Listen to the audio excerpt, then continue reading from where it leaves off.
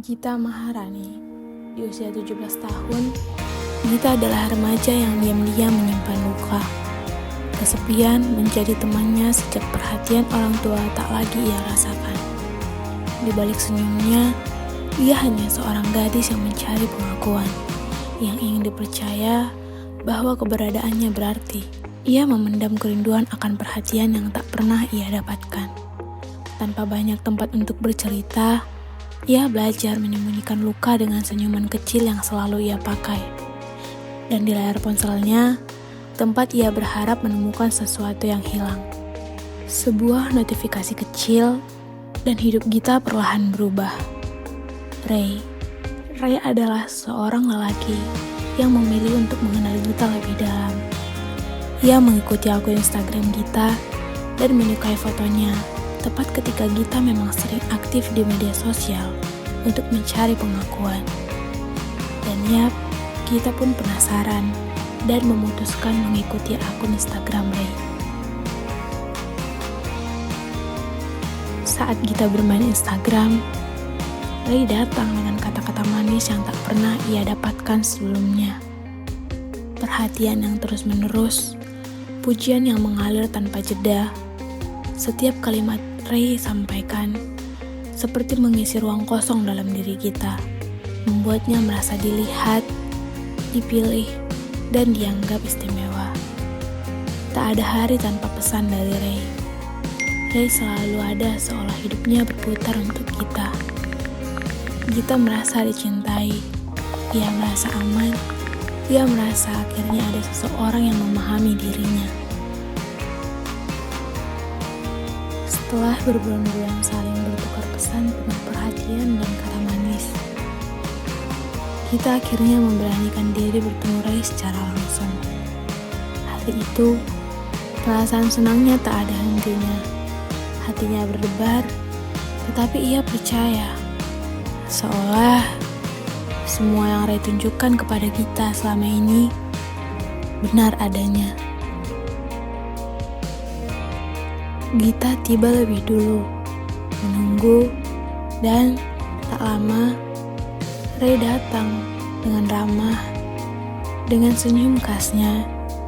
Cara ia menyapa, menanggapi, mendengarkan, bahkan membantu Gita membuka botol minum.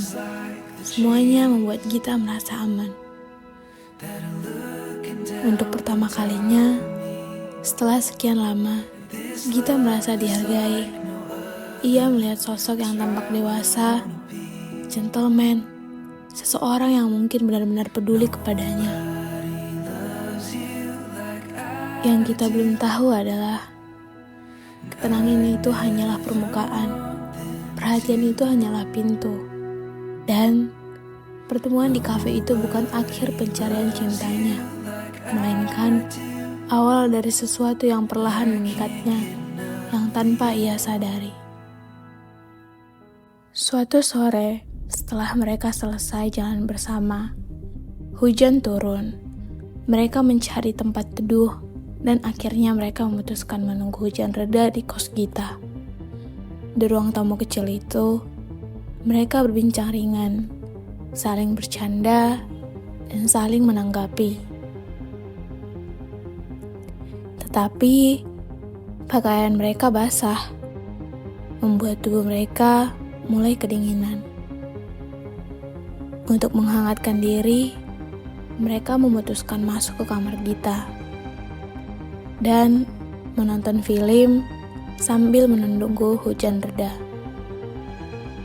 Awalnya terasa aman, namun perlahan Ray duduk sedikit lebih dekat dari biasanya. Gita merasa canggung, tapi ia tidak mau merusak suasana. Dan pada momen itulah batas-batas di dirinya mulai runtuh. Pada saat itu, Gita melihat ketika ruang muncul di tubuhnya, Gita mulai panik. Namun, ketakutan terbesar bukan penyakit itu sendiri, melainkan Ray. Takut membuatnya diam. Takut takut membuatnya menyembunyikan gejala. Gita tidak tahu bahwa tubuhnya sedang berjuang melawan infeksi serius. Ia tidak tahu bahwa waktu terus berjalan. Gita terus mencoba menghubungi Ray. Di mana Ray? Kenapa tidak pernah menghubungi Gita lagi? Dia benar-benar takut. Gita mencoba menelpon Ray terus-menerus, tetapi tidak ada respon dari Ray. Hanya sunyi. Dan ya, di saat Gita takut, tetapi Ray sama sekali tidak peduli dengan hal itu. Suatu sore, Gita berjalan sendirian di taman, mencari udara segar untuk menenangkan pikirannya. Saat melintas di antara pepohonan, matanya menangkap sosok yang sangat ia kenal. Ia memecikan mata, memastikan berharap itu hanya bayangan. Tapi tidak, itu Ray. Ray dengan perempuan lain di sampingnya. Tertawa, saling merapat, seakan dunia hanya milik mereka berdua. Marah, kesal, hancur, semua datang sekaligus. Dengan hati yang masih kacau, Gita akhirnya memberanikan diri datang ke dokter. Ada rasa ragu, takut, bahkan malu. Tapi ia tahu, ia harus mencari jawaban untuk semua gejala yang selama ini ia pendam sendiri. Di ruang periksa, Gita menjelaskan satu persatu keluhan yang ia rasakan. Begitu juga dengan dokter, mendengarkan dengan sabar, menanyakan beberapa pertanyaan, lalu melakukan pemeriksaan yang diperlukan. Beberapa saat kemudian, dokter kembali dengan wajah serius namun lembut. Dan berita itu pun disampaikan. Ya, Gita didiagnosis mengidap sifilis. Kata-kata itu menghantamnya seperti palu hening, tapi memecahkan seluruh isi dadanya. Sifilis, penyakit yang tak pernah ia bayangkan, penyakit yang ia dapatkan dari seorang yang paling ia cintai, Ray. Pria yang selama ini ia lihat sebagai tempat berlindung, ternyata hidup dalam pola relasi yang tidak sehat. Pria yang memberinya perhatian berlebih, ternyata memberi perhatian yang sama kepada banyak perempuan lain. Dan dari hubungan-hubungan bebas itulah, infeksi itu terus berpindah, hingga akhirnya sampai kepada kita. Sesampainya di kos, Gita langsung menghubungi Ray. Tangannya gemetar saat menekan namanya. Nada sambung berbunyi, tapi tak ada jawaban. Ia mencoba lagi, dan lagi. Tetap tidak ada respon.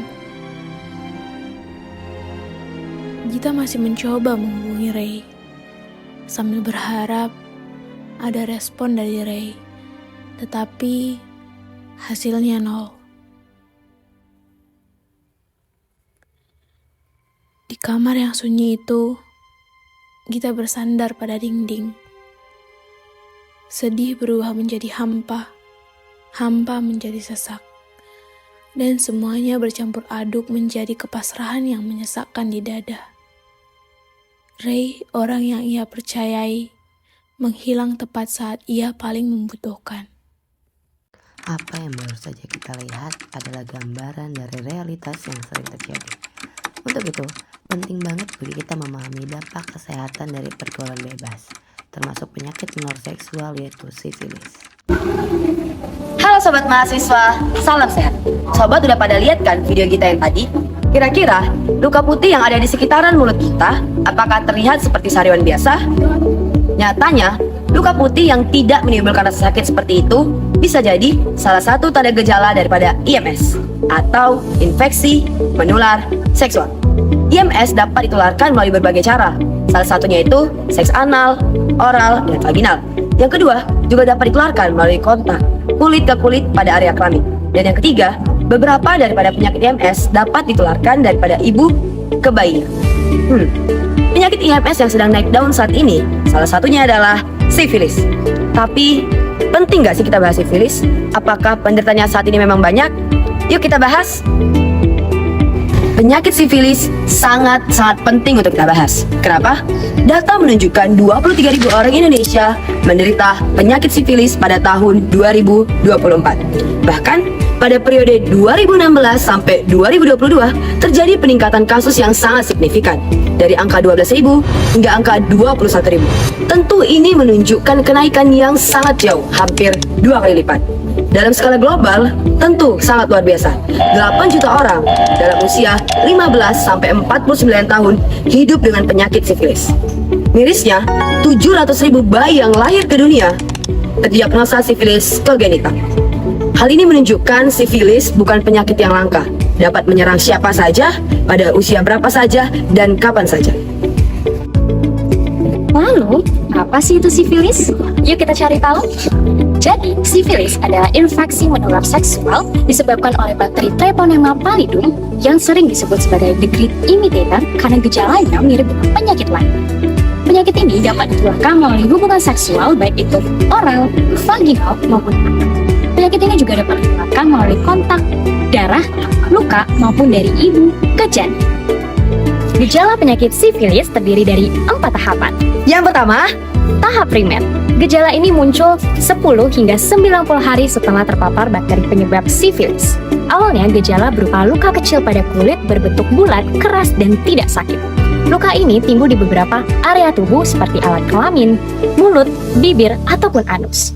Sayangnya, luka ini seringkali tidak terlihat dan diabaikan karenanya penderita tidak lagi menyadari bahwa sudah terkena penyakit sifilis tahap awal. Yang kedua, tahap sekunder. Beberapa minggu setelah luka menghilang, gejala sifilis sekunder berbentuk ruam berwarna merah ataupun merah kecoklatan dan terasa kasar. Biasanya berada di area tubuh manapun, terutama di telapak tangan dan juga kaki. Gejala sifilis sekunder juga disertai dengan gejala lainnya seperti demam, lemas, nyeri otot, ataupun penurunan berat badan. Ruam dapat menghilang meskipun tidak diobati, namun gejalanya dapat muncul berulang kali setelahnya. yang ketiga, Tahap laten. Pada tahap ini, bakteri masih ada di dalam tubuh, tetapi sifilis tidak lagi menunjukkan gejala apapun selama bertahun-tahun. Setelah 12 bulan pertama tahap sifilis laten, infeksi masih bisa ditularkan kepada orang lain. Namun, setelah 2 tahun, infeksi masih ada, namun tidak lagi bisa menularkan kepada orang lain. Yang keempat, tahap sekunder. Sifilis tahap ini ditunjukkan dengan kerusakan organ permanen yang dapat berdampak pada beberapa organ seperti mata, jantung, pembuluh darah, hati, tulang, dan juga sendi. Akibatnya, penderita dapat mengalami kebutaan, penyakit jantung, ataupun stroke. Nah, di dalam penyakit sifilis juga dikenal istilah sifilis kongenital yang ditularkan dari ibu hamil kepada janinnya. Kelainan ini dapat membawa komplikasi serius pada saat persalinan, di mana bayi dapat lahir dengan kondisi ruam, kelainan tulang, gangguan penglihatan dan juga pendengaran, anemia, dan bahkan kematian. Jadi teman-teman, apakah kalian tahu bahwa penyakit sifilis ini dapat menular melalui seks oral, vaginal, anal, kontak langsung dengan luka menular dari ibu ke bayi melalui plasenta, dan paling berbahaya yaitu 2 tahun setelah terjadi infeksi. Jadi teman-teman, dalam penyakit sifilis ini kita dapat melakukan diagnosis. Apa sih diagnosis yang dapat kita lakukan? Nah, yang dapat kita lakukan yaitu pemeriksaan fisik, riwayat seksual, yaitu melakukan tes darah atau juga disebut tes cepat, di mana hasilnya itu bisa keluar dalam beberapa menit. Dan jangan lupa juga teman-teman, yaitu deteksi dini. Karena deteksi dini ini yaitu untuk mencegah penularan kepada orang lain. Selanjutnya, pengobatan sifilis. Sifilis dapat sembuh jika dilakukan dengan tindakan yang benar. Obat utama yang digunakan untuk pengobatan sifilis ini, yang pertama benzatin penisilin G yang aman dikonsumsi untuk ibu hamil, dan yang kedua ada doxycycline atau azitromisin yang dapat dikonsumsi bila tidak hamil, dan untuk stadium lanjut sifilis ini dapat digunakan dengan dosis BPG mingguan selama 3 minggu. Agar terhindar dari resiko tersebut, ada beberapa pencegahan penting yang dapat dilakukan. Yang pertama, tidak melakukan hubungan seksual dengan pasangan yang bukan pasangan sah. Ini merupakan tindakan yang paling efektif yang dapat dilakukan. Yang kedua, menjaga kesetiaan pada satu pasangan yang sah. Yang ketiga, menghindari perilaku seksual beresiko. Yang keempat, menggunakan kondom dengan benar jika terpaksa melakukan hubungan seksual. Dan yang terakhir, memeriksakan diri apabila terjadi keluhan atau pernah melakukan aktivitas seksual beresiko agar dapat diobati dengan benar. Infeksi menular seksual bukan hanya masalah kesehatan, tetapi juga menyangkut masa depan, pendidikan, dan rencana hidup kita. Sebagai anak muda, jangan mudah terlena Dengan janji manis, bujuk rayu, atau tekanan lingkungan. kesehatan, dan harga diri jauh lebih penting. Daripada pembuktian cinta sesaat, jaga diri, jaga masa depan.